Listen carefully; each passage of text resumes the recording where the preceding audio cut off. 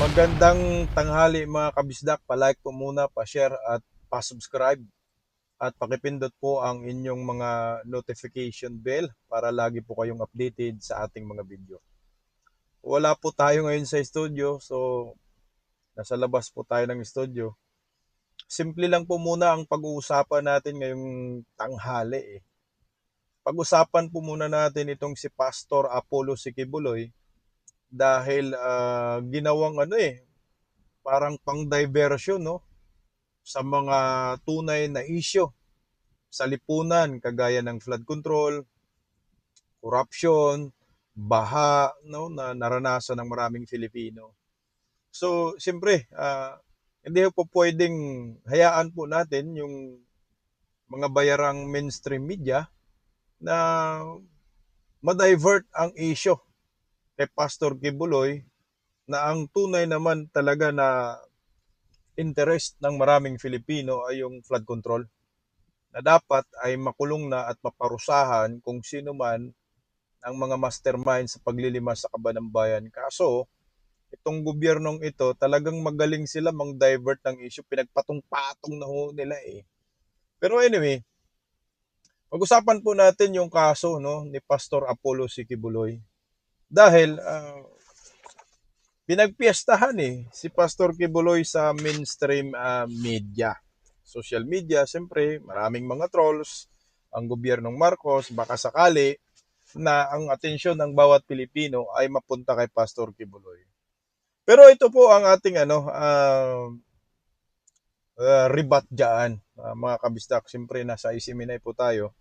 So, ako ay nagsasalita bilang isang ordinaryong Pilipino political vlogger, hindi bilang isang miyembro ng Kingdom of Jesus Christ. O ito po mga kababayan ko, pag-usapan natin yung extradition. Ang extradition kasi, extradition treaty sa pagitan ng Amerika at Pilipinas, legal po yan. So wala po tayong problema dyan at hindi dapat matatakot si Pastor Kibuloy dito at ang miyembro ng KOJC. Dahil legal po at may tamang proseso. Ang kakatakutan lang po dapat ni Pastor Kibuloy ay yung extraordinary rendition. Illegal po yun, kikidnapin ka po yun, no? Pipilitin ka. Pero ito ay idadaan sa legal, no? Na kasi siyempre si Pastor Kibuloy may mga akusasyon laban sa kanya, o, kasama sa relihiyon niya na KOJC. So hindi po natin pag-uusapan yung patungkol sa relihiyon, pananampalataya, hindi ho. Ang pag-uusapan po natin yung liderato ni Pastor Apollo Sikibuloy bilang isang pastor ng isang religious sector, ang Kingdom of Jesus Christ. So unahin po muna natin yung extradition. Alam niyo po ba, sa pananaw ko lang po ito, kapag si Pastor Apollo Sikibuloy ay ma-extradite, no? Madala sa Amerika. What for example lang na ang gobyernong Marcos ay pagbibigyan ang Amerika na ma-extradite si Pastor Kibuloy. Para sa akin, kapag ma-extradite si Pastor Kibuloy, ay iyan ang magbibigay ng kalayaan sa kanya. Bakit to? Ang Amerika kasi kilala po sa patas, no, na pagdating sa mga kaso, sa batas, ay patas talaga ang Amerika. Hindi kagaya sa Pilipinas ay nababayaran yung mga huwis, natatakot yung mga huwis. Pero sa Amerika, hindi po talaga yan matatakot at hindi po yan mababayaran at talagang dumadaan po sila sa tamang proseso. So, ibig sabihin, may impartiality at walang biases. O ito bakit masasabi ko na kapag na-extradite si Pastor ay mas mapabuti pa, no? At magkaroon pa siya ng kalayaan. Unang-una, si Pastor Kibuloy at saka yung kanyang mga miyembro sa KOJC doon sa Amerika ay nasampahan ng kaso. Kapareho lang din ang kaso kay Pastor Kibuloy. Alam niyo po ba na yung mga kaso na yun sa Amerika ay nabasura na. Ano po yun? Human trafficking, forced labor at money laundering. Nanalo po yan, yung Kingdom of Jesus Christ niyan. So ito po yung pinaka update, no. Basahin ko lang, ito ay source natin yung ArcLight News, no.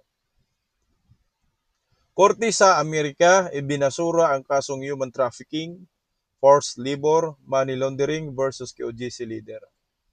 Kapareho lang din po ito ang sinampa laban kay Pastor Kibuloy.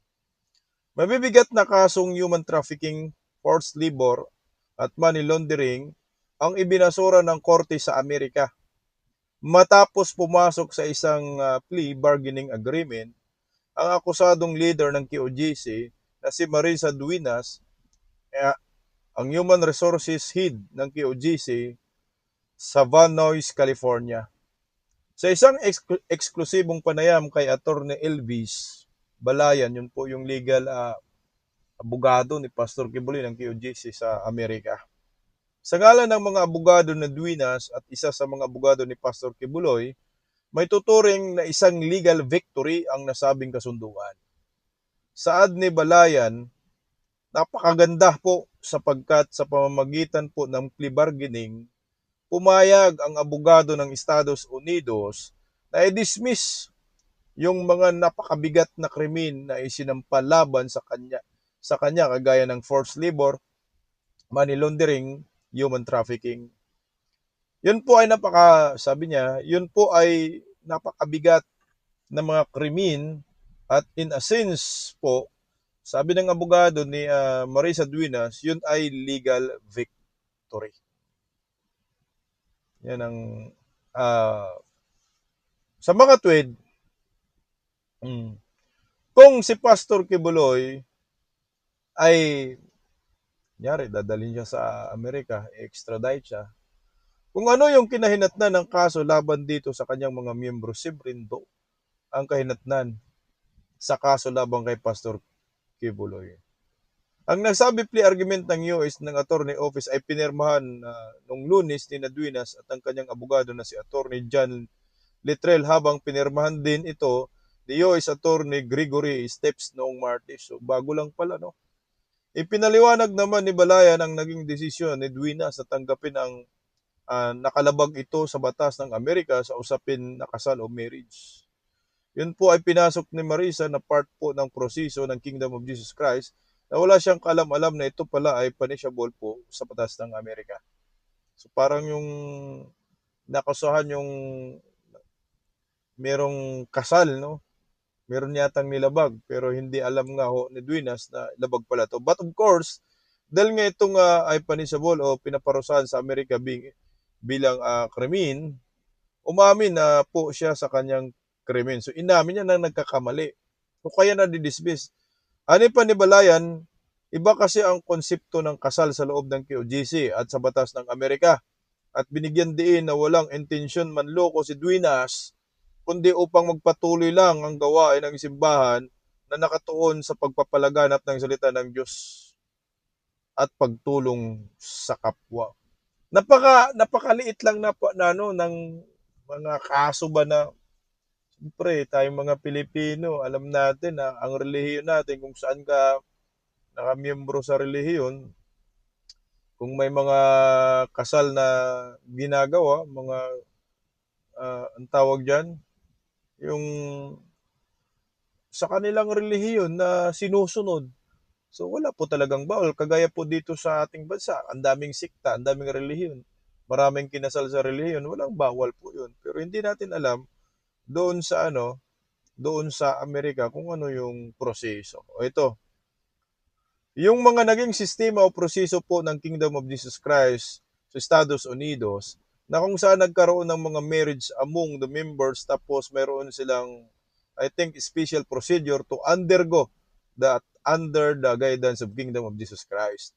So yun po ay sinusunod lamang ni Marisa Duenas. Ngayon po ay kasawiang palag ayon sa batas ng Estados Unidos, ito ay violation ng kanilang mga batas. Kung kaya't si Marisa naman, out of realizing that, kanyang tinanggap Yun, pero at the very outset, wala po siyang intensyon na mag-commit ng fraud na tinatawag nila. Bagkus gusto lamang niyang sumunod sa mga turo at alituntunin ng KOJC. Samantala, nilinaw din ni Balayan na hindi totoo ang mga kumakalat na balita na tumalikod na si Duina sa KOJC. Bagkus, nananatili itong matapat sa simbahan at kay Pastor Apollo Sikibuloy. Pinaka-importante na gusto namin bigyan linaw si Marisa Duenas po ay hindi tumiwalag o lumaban sa sinumang Kingdom of Jesus Christ sa kanyang pag-enter ng plea bargaining. Tuloy natin. In fact, sinuportahan niya ang posisyon ng Kingdom of Jesus Christ na talagang walang krimen na forced labor, money laundering at human trafficking. Sabi pa ni Balayan, she remains to be a loyal servant or full-time miracle worker po ng Kingdom of Jesus Christ at kailanman ay hindi siya tumalikod sa mga turo ni Pastor Kibuloy or sino man sa mga kasama niya sa Kingdom of Jesus Christ. Dagdag pa ni Balayan, ang ginawang hakbang ni Duenas ay hindi makaapekto sa iba pang mga kasong inaharap ng ibang akusadong UGC leaders sa Amerika. Lagi nating dapat sinasabi na yung US government dismiss yung mga napakaseryosong krimen laban sa kanya. It does not in any manner wait or no matter how you look at in a fake of prejudice yung kanyang mga kasamang akusado sa mga charges na yun, lalo na kay Pastor Kibuloy. Sa uli, mensahe naman ni Balayan na huwag hayaang magpakalat ng fake news o mga intriga ang publiko na pilit idiniin si Pastor Kibuloy na nanatiling inosente sa harap ng batas sa kabila ng mga alegasyong binabato sa kanya. Malayo ang logic. Okay, stop na tayo dun. Basta ang mahalaga, napag-usapan po natin na yung mga kaso sa mga leader ng KOJC laban sa Amerika ay nabasura na. So kapareho lang po ang kaso nga ni Pastor Kibuloy sa mga yon. So kapag na-extradite si Pastor Kibuloy, sabihin na lang natin na alam mo naman, bendalo sila para lamang sa pang-divert lang na issue. Malamang mga 100% mabasura rin ang kaso, akusasyon laban kay Pastor Kibuloy. So kalayaan nga ang magresulta sa extradition treaty sa pagitan ng Amerika at ang Pilipinas. So malilinis lalo. Magkaroon ng vindication si Pastor Kibuloy na wala siyang ginawang kasalanan at sampal po ito sa Pilipinas pag nagkataon. Pero iwan ko lang kung papayag ang Pilipinas na si Pastor Kibuloy ay ma-extradite. Kasi meron naman daw formal na request, no? Kasi ang extradition treaty, kapag ang isang tao ay akusado, no, ay meron ding kaso sa Pilipinas, panigurado mahihirapan ma-extradite si Pastor Kibuloy. Ang proseso po, kailangan po muna tapusin yung kaso ni Pastor Apollo Sikibuloy dito sa Pilipinas bago po pagbigyan yung extradition request ng Amerika. Yan talaga yung tamang proseso.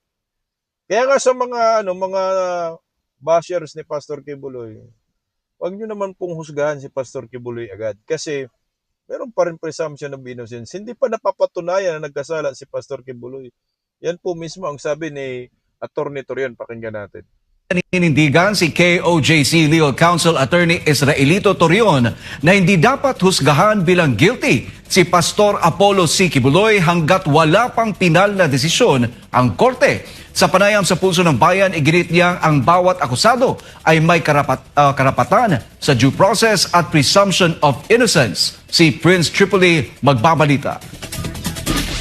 Nanawagan si Attorney Israelito Torion sa mga opisyal ng pamahalaan, media personalities at iba pang public figures na maging maingat sa kanilang mga pahayag tungkol sa kasong kinakaharap ni Pastor Apollo C. Kibuloy. Ayon kay Torion, wala pang inilalabas na desisyon ang korte na nagsasabing guilty ang butihing pastor kaya nananatili pa rin ang kanyang presumption of innocence sa ilalim ng batas. Anya, hindi nararapat na mauna ang paghatol ng publiko kaysa sa hukuman. Hindi pa po guilty si Pastor Apollo Sikibuloy. Wala pong korte na nagsasabi na guilty po siya sa human trafficking. Each and every person is entitled to presumption of innocence. May kasabihan nga, strike, but hear me first. No? Grabe, olden times pa yan na prinsipyo na yan. I hope that this presidential cellar dweller, no, na si Senator Risa Hontiveros would be reminded of her oath of office, no, na maging circumspect sa kaniyang words. Sinabi rin ng abogado na maari umanong magkaroon ng criminal, civil at administrative liability ang sino mang magpapahayag na tila ba may hatol na ang korte laban sa isang akusado. Iginit niyang dapat nakabatay lamang sa aktual na mga pangyayari ang anumang pampublikong pahayag upang hindi maimpluwensyahan ang pananaw ng publiko. They should at least try to be objective by presenting the actual facts to the people. No? Pwede nila sabihin, may mga paratang against kay Pastor Apollo Sikibuloy pero wala pa pong desisyon ang korte. Ganun dapat ang pagkasabi. Ayon pa kay Torion, naniniwala ang kanilang kampo na mahina ang ebidensyang iniharap laban kay Pastor Apollo at umaasa silang magiging patas ang magiging pasya ng hukuman. Binigyang diin niya na habang wala pang pinal na desisyon, dapat igalang ang constitutional right ng isang akusado sa due process. Hanggang ngayon, wala pong judgment against kay Pastor Apollo Sikibuloy. So under the law, he is presumed innocent po. Sa huli, hinimok ni Torion ang publiko na hintayin ang magiging pinal na desisyon ng korte at pairalin ang paggalang sa due process bago magbigay ng anumang paghatol sa kaso ni Pastor Apollo Sikibuloy. Para sa Diyos at sa Pilipinas kumahal, Prince Tripoli, SMNA News. Kasi nga, tayong mga Pilipino, alam mo yung ugali nating manghusga sa kapwa. Lalo na kapag ayaw mo yung isang tao, husgahan mo talaga ng husgahan. Pero nasa batas, may presumption of innocence. Tama si Attorney Torion, wala pang conviction against Pastor Kibuloy. Kaya hindi mo po pwedeng husgahan. In fact, itong sa Amerika nga ho, na akusasyon labang kay Pastor Kibuloy, matagal na po nilang hinihintayan. No? Kung hindi ako nagkakamali, delayed na nga ho yung kaso na yan labang kay Pastor Kibuloy sa pagdinig. Nintay nila yan. 6 to 8 years, delayed na. Wala pa rin ginawa ang Amerika patungkol ho dito. So ngayon, magkakaroon po ng formal na hearing kung sakali ma-extradite si Pastor. Pagkakataon talaga ni Pastor Apollo Sikibuloy na malinis ang kanyang pangalan. So magkaroon nga ito ng vindication. Ako naniniwala ako na mabuting tao itong si Pastor Kibuloy kasi nga kung hindi mabuting tao si Pastor Kibuloy, hindi mangyayari sa Kingdom of Jesus Christ na lumago sila. Mantakin mo ito leadership ang pag-uusapan natin. Huwag natin pag-uusapan yung relihiyon nila, yung pananampalataya kasi hindi tayo expert dyan. Lalo na hindi tayo membro rin ng KOJC. Yung liderato na lang, no, yung pagiging leader na lang ni Pastor Apollo Sikibuloy, ano ba ang kanyang karakter pagkatao bilang isang leader ng KOJC? Bakit lumago ng husto? Kung masamang tao si Pastor Kibuloy, ang KOJC ay hindi ganyan kayaman. Mantakin mo ito. Isa sa pinakamagandang leader na nakikita at makikita natin kay Pastor Kibuloy. Alam nyo ba na ang pinakamalaking largest indoor worship stadium sa buong mundo ay matatagpuan sa Pilipinas? Saan? Sa Davao City, 75,000 seating capacity. Kung ikaw ay Pilipino, maging proud ka dito kay Pastor Kibuloy. Kung ikaw Pilipino, talagang masasabi mo itika. Hindi nga ho talaga masama. Si Pastor Kibuloy, biktima lang ito ng pamumulitika. Kasi alam naman natin si Pastor Duterte. Bakit nagawa ni Pastor Kibuloy ang ganitong achievements ng KOJC sa kanyang pamumuno? Ito, magbubukas na po ito sa September 1. Grabe, mainggit na naman sila dito. Tingnan natin. special na episode po ng Pulso ng Bayan dahil nais po naming ibahagi sa inyo ang isang napakagandang balita. Dahil tulad po na nabanggit natin kanina, ito pong 75,000 seating capacity mega structure na kinikilala bilang the biggest indoor cathedral in the world na matatagpuan sa Davao City ay tapos na po. Ang makasaysayang megastructure na ito ay naisakatuparan sa ilalim po ng pamumuno ng Kingdom of Jesus Christ founder, Pastor Apollo C. Kibuloy. Sa kanyang liderato at sa matibay na pananampalataya ng mga manggagawa at miyembro ng Kingdom of Jesus Christ, ang matagalang pangarap ay isang realidad na.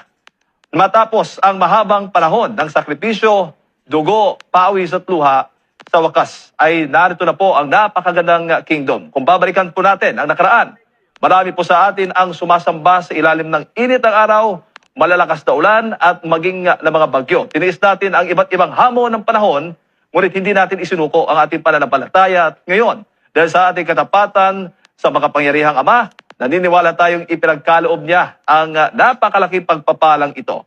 Yan ay bunga rin ng pamamalakad na walang korupsyon sa Kingdom of Jesus Christ. Zero corruption, ika nga. At ngayon, nais naming ibahagi po sa inyo ang bunga ng maraming taon ng pananampalataya, pagtitiis at sakripisyo. Marami na po ang nag-aabang sa pagkumpleto ng kahangahangang estruktura nito. Kaya naman, sa ating programa ngayong araw, bibigyan namin kayo ng isang eksklusibong paunang sulyap sa biggest indoor cathedral in the world, ang Kingdom. Oh, ito, biggest indoor stadium, ang Kingdom, matatagpuan sa Davao City po. Narito, ipiplik ko lang po, isipin mo yan, zero corruption, pero wala lang music background kasi nga may copyright. O, narito. Ay, di yan. Ayan po yung Kingdom ng KOJC, merong 75,000 seating capacity, mega structure, the biggest indoor cathedral in the world. Nako, Guinness Book of Record po ito. Napakaganda po yan. Ayan Ang grand opening po ay sa September 1, 2026.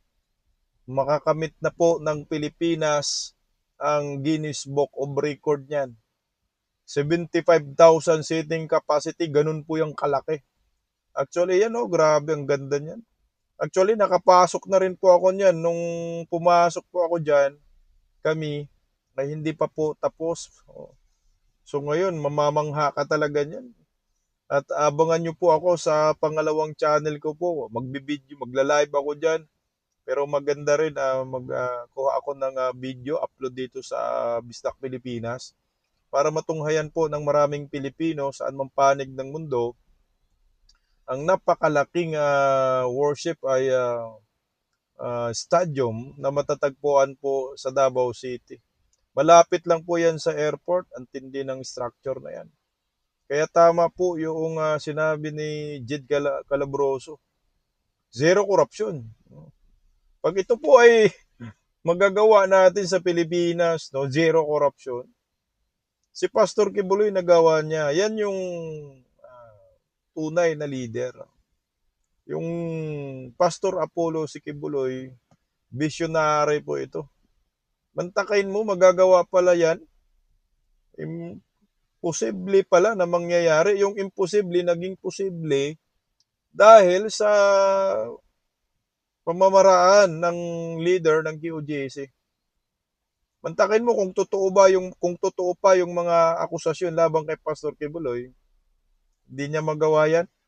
At saka aalisan siya ng maraming miyembro ng KOJC. Pero kita nyo naman yung bunga. Naku, nakaka-excite, maramang dudumugin ito ng mga international media, saan man panig ng mundo. Tingnan mo, ang lawak niyan, Diyos ko. Only in the Philippines yan. Mas ma-appreciate mo yung laki ng Kingdom kapag nandito ka talaga sa taas. Mhm. Talaga namang napakaganda at isang engineering marvel ang KOJC Kingdom. Grabe yan, Grabe, nakakamanga, parang nakakilabot, Sa Pilipinas lang po yan matatagpuan. Ano? rin yung leadership ni Pastor Kibuloy sa KOJC. Ako, hindi ko na po madidiscuss yung kanilang pananampalataya kasi hindi naman ako miyembro. Yung pinag-uusapan natin yung leadership kasi nga hinuhusgahan.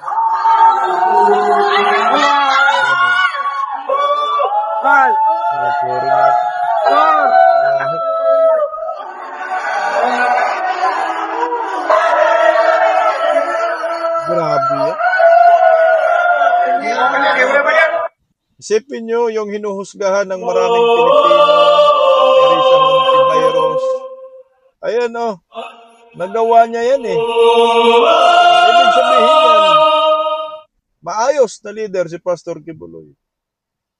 Si Risa Hontiveros, kaya niya yan? Kahit mapagawa ng isang gymnasium, utang ina, kailangan pa sa pera ng bayan.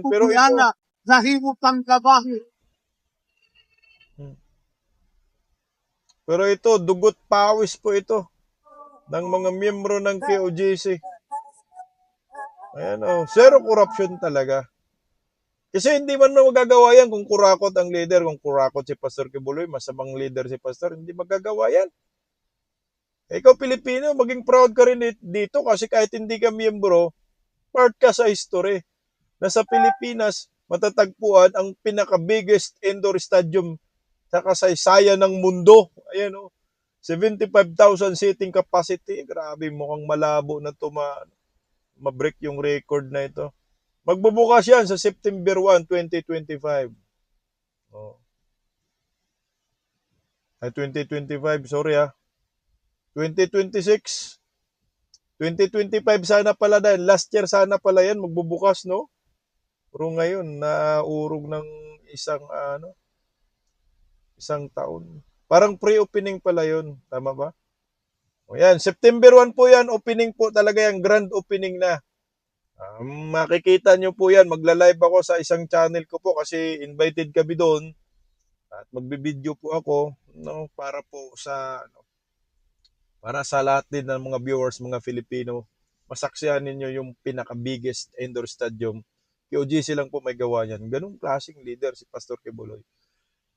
Visionary ba, yung taong ito. At saka, isipin mo, nagawa yan niya. Kung masamang tao yan, hindi yan magagawa. Eto, merong vision din si Pastor Kibuloy na kwento rin to sa amin. Yung alam mo yung National Super Highway na mula Apare hanggang Hulo, magkaroon ng connectivity via bullet train. Imposible pakinggan pero nagawa ng China yan eh. Di ba Posible rin magagawa ng Pilipinas basta may maayos na leader. Malay natin pag naging presidente si Inday Sara, mangyayari po ito. Yan Ito po yung dream vision ni Pastor Kibuloy. National Super Highway, anak ng kagwang. Kaya daw eh. Kasi yung pira na, alam mo yung pundo dito sa bullet train from Benguet to Hulo, Super National Highway, yung mga ninakaw na trilyones ng mga malitagang, pwede na dito, panoorin natin. Pastor ACQ's dream vision for our national superhighway with a bullet train from Benguet to Holu, which is doable and achievable in 2 to 6 years. This high-speed rail concept features an optimized layout with major station hubs strategically placed at approximately 200-mile intervals to ensure maximum efficiency. Tinanggalan ko na po yan ng music background kasi may copyright. Tingnan mo, Ilocos. Kayo yung pinakauna. Ilocos Norte Station, ganda-ganda naman yan. Ilocos Norte Station. Sa Bangi with Mills, Ilocos Norte. Grabe yan. Pag mangyari yan sa Pilipinas, matindi, Yan yung vision ni Pastor na ma-achieve daw ng 2 to 6 years pwede pong mangyari. Basta tutukan talaga, maayos ang leader. Si Inday Sara na yan, pwede. Ayaw ni Inday Sara, si Pastor Kibuloy na yan, na lang. Grabe, moderno talaga. Tingnan mo. Dining car. Ayan. Diyos ko. Yan na yung Ilocos Norte. train sleeper private cabin. Wow, kita yung Banawi, Rice Terraces, Fugao. Diyos ko, madadaanan pa, no? Grabe, matindi yung vision ni Pastor Kibuloy. Grabe, tatak Pilipinas. Panoorin nyo po. Si Pastor Kibuloy yan nakaisip, ha? Hindi si Bangag. Benguet Station. Ayan si Benguet. Grabe. Bakit hindi to iniisip? Baguio City, Benguet. Hindi to naisip ng Benguet Bangag Station. Pwede kay Vice President Inday Sara to mangyari. Grabe, ang ganda. Alam nyo po, bakit posible mangyari yan? Sierra Madre. Kasi Inday Sara maging presidente. At saka si Pastor Kibuloy, tingnan mo yung 75,000 seating capacity Kingdom. Vision lang niya yun, pero nangyayari. No? Tumatagal. Ito, Metro Maynila Station. Saan ang istasyon sa Maynila? Metro Manila Station. Metro Manila Grand Station. Grabe yan. Mula Hulo yan, ha? Mula Apare hanggang Hulo yan. Wow. Grabe na yan. Parang pag tiningnan mo, imposible, no? Pero bakit yung 75,000 seating capacity, imposible man yan. Pero naging posible. Kung gusto mo talaga, maraming paraan. Pag ayaw, maraming dahilan. Kung zero corruption, train sleeper, semi-private cabin, ayan. Dining car, grabe na yan. Grabe, ang bilis tumakbo nito siguro. Bullet train man yan. Punta ka ng Mindanao, saglit lang. Punta ka ng Visayas, punta ka ng Baguio, hindi ka na matatakot dyan sa Canon Road. May bangin-bangin, ito Mindoro. Mimaropa Station. Mimaropa, Gateway Station. Ayan. High-tech na rin. Tindi. Tindi ng vision ni Pastor Kibuloy. Kung mangyari yan sa Pilipinas, hindi ang yaman ng Pilipinas. Asinsado talaga tayo. Hanggang Mindanao yan, ha? Visayas, Mindanao. Palawan Station. Palawan Station. Coron Island, Palawan. Putik na yan, Yan yung vision, di ba? Libre man. Alam mong bayad yung vision natin, pero posible mangyari pag gagawin ng gobyerno. Mayon Volcano, Legazpi, yung sa Mayon. Legazpi South Luzon Station. Dyan malapit sa Mayon Volcano, yung station. Ilayo mo na lang, pastor, dyan kasi baka pumutok. Mag-alboroto yung yung Mayon, anak. Laylay ng konti. Grabe, kita mo talaga yung Mayon Volcano. Pag duman sa bagay, pwede rin. Tatawid na tayo sa Visayas. Visayas nga, tatawid na. Ayan. Punta na sa Tacloban. Ito na, Grabe yan, Super Highway. Eastern Visayas Station. Eastern Visayas Station. Ayan na po. Tacloban City pa, kaya Tambaloslos. Lolo mo Tambaloslos, tingnan mo, kasama pala kami sa Dream Vision ni Pastor Kibuloy. Tuloy lang natin ng dugtong. Ayan. Tacloban, Visayas na yan. Tingnan mo, Tambaloslos ka. Nasama ka pa sa vision ni Pastor Kibuloy. Chocolate Hills, Bohol. Wow, meron din palang istasyon sa Bohol. Grabe, ikot mo talagang buong Pilipinas. Cebu Station. Cebu Station. Meron din sa Cebu. Mabilis. Ikutin mo ang Pilipinas, saglit lang. Bullet train lang. Negros Occidental Station. Dapat ang ticket affordable, no? Affordable din ang ticket. Vision lang naman. Alam mo yung mga vision natin, mangyayari yan kapag ginagawa, ina-apply. Ito, Boracay Island, Aklan, Panay Island Station, meron din yan? Grabe na yan. Aklan Panay Station. Na nga, Aklan, Panay Island Station, so Boracay. Wala ba papuntang Siargao, Pastor Kibuloy? Pinapakita ko lang yung vision ni Pastor. Northern Mindanao Ito Station. na, Mindanao na. Cagayan de Oro City, Misamis, Oriental, Northern Mindanao Station. Oh, Mindanao na. Punta na tayo ng Davao. Kasi nangyari man yan sa China. Ito na nga, Davao na nga, KOJC. Oh. Davao City. So, magkaroon din ng station sa Davao. Maiikot mo ang Pilipinas, dining car, yung Davao City. Nang saglit lang, magkano ang pamasahe? Grabe. Train sleeper, semi-private cabin. Naisip yan ni Pastor Kibuloy, isipin mo. Inisipan ni Pastor ang Pilipinas. Davao City At Station. may problema si Pastor KOJC. Yan, Davao City Station.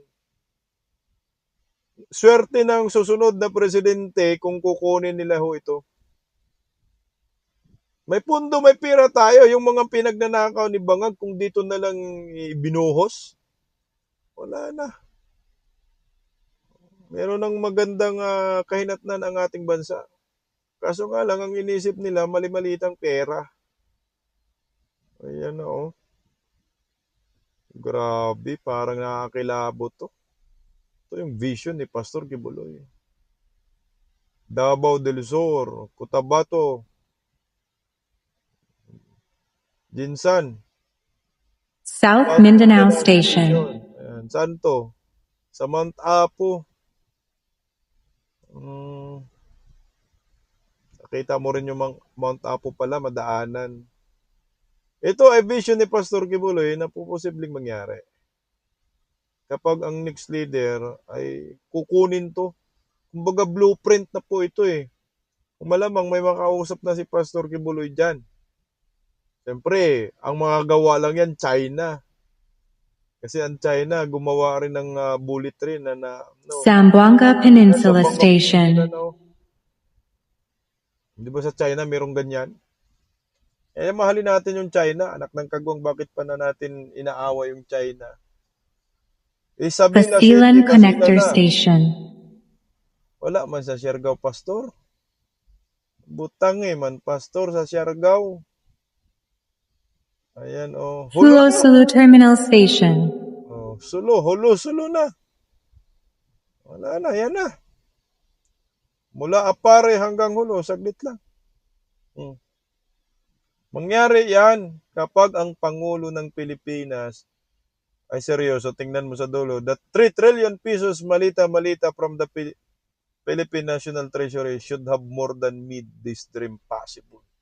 O yung 3 trillion daw na minamalita ng mga animal. Posible mangyari. Yan yung sinasabi natin vision ni Pastor Kibuloy na kapag seryoso yun, mangyayari. Yan yung type of leadership.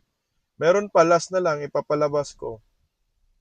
Nung pinatawag kasi kami ni Tatay Digong, kasama si Pastor Kibuloy, ito vision lang din ni Pastor. Nakwento ni Pastor na gusto niya magkaroon ng isang fast food chain ba? Kagaya ng Jollibee, McDo. So ito na ho nangyayari, nagulat kami nangyari. I think 2024 kami pinapatawag na time. Nagkakatotoo ito, part ng vision ni Pastor. Nangyari. Mula sa masasarap na pagkain hanggang sa serbisyong nagbibigay prioridad sa bawat customer, isang homegrown food chain mula sa Davao City ang patuloy na lumalawak at tinatangkilik ng publiko. Ano ang kwento sa likod ng tagumpay nito? Narito ang report ni Ruby Anblase. Sa Davao City, kapag gutom ka at naghahanap ng pagkain na mabilis, masarap, malinis, abot kaya at swak sa buong pamilya at barkada, may isang food chain na nagiging paboritong food stop ng mga Davaoenyo at maging ng mga biyaherong bumibisita sa lungsod.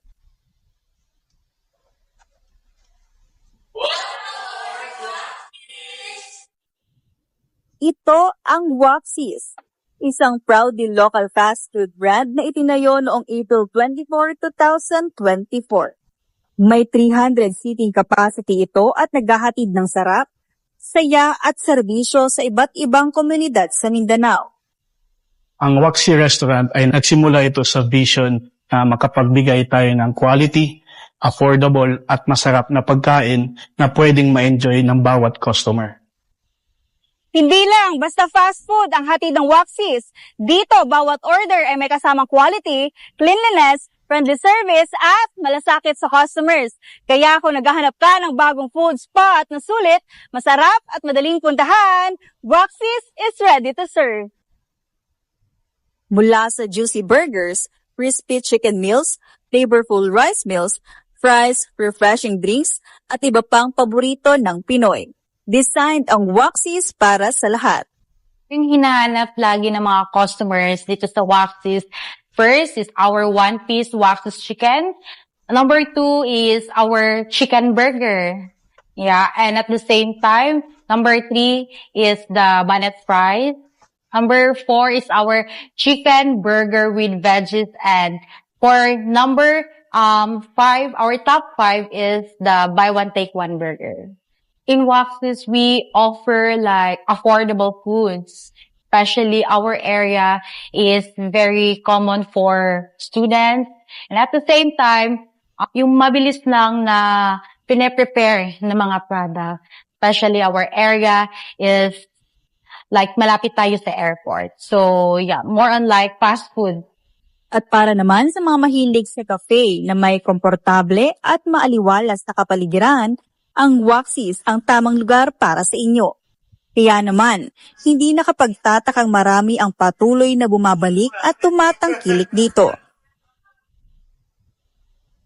Most of our customers is students and may mga businesses din, mga companies din. So they are looking for cozy environment. So here we have Waxies Cafe. They are welcome here para mag-conduct ng meetings and seminars nila at the same time.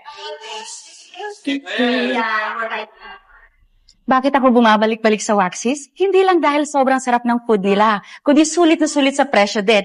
Marami kang mapagpipilian sa menu, kaya hindi ka magsasawang bumalik. Isa pa sa gusto ko rito, malinis ang place, mababait at friendly ang mga crew, mabilis ang service, at mainit pa ang pagkain pagdating sa table. Masarap siya. Very affordable. Bagay pang snacks, pang lunch, and quick dinner. Alam nyo, gusto ko dito. Bakit? Kasi malinis. Maayos ang service at mabilis ang order. At friendly. Oh, ayan, yung isa sa mga vision ni Pastor Kibuloy na napatunayan po natin na nangyari. Meron pang Glory Mountain, ganda nun. Anyway, bibisit din ako dyan sa Waxies kami, kasama ng team natin sa Berada Aguila.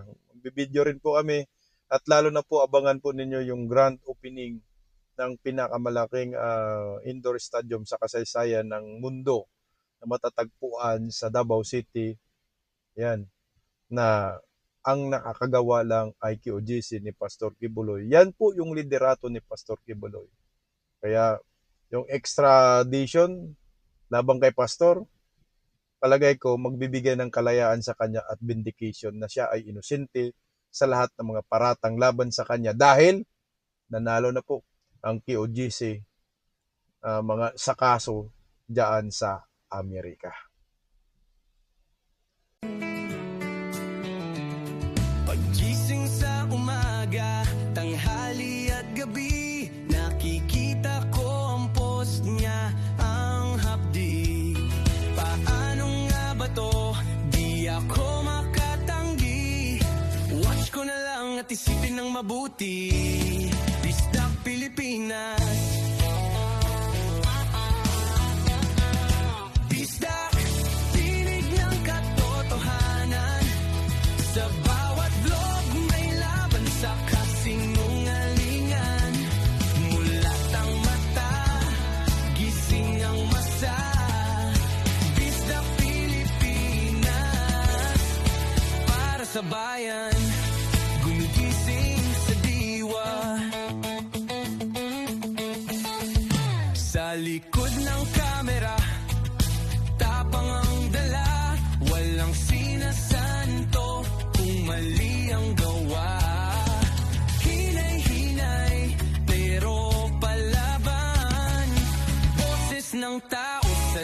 Digital na labanan, bisdak, tinig ng katotohanan. Sa bawat vlog may laban sa kasinungalingan. Mulat ang mata, gising ang masa. Bisdak Pilipinas, para sa bayan, gumigising sa diwa.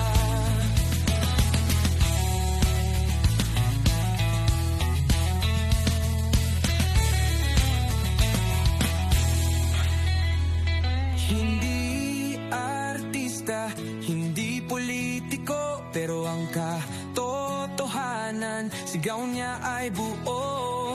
Sa YouTube o Facebook man siya makita, may aral ka pa rin, may uwi sa bawat salita.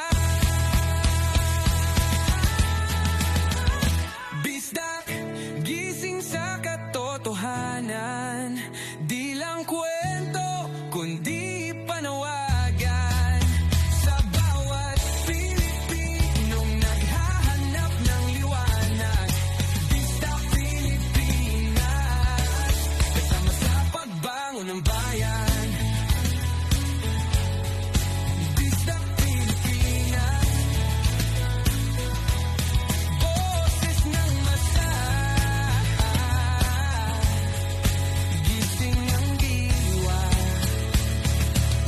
Sa vlog mo, may pag-asa.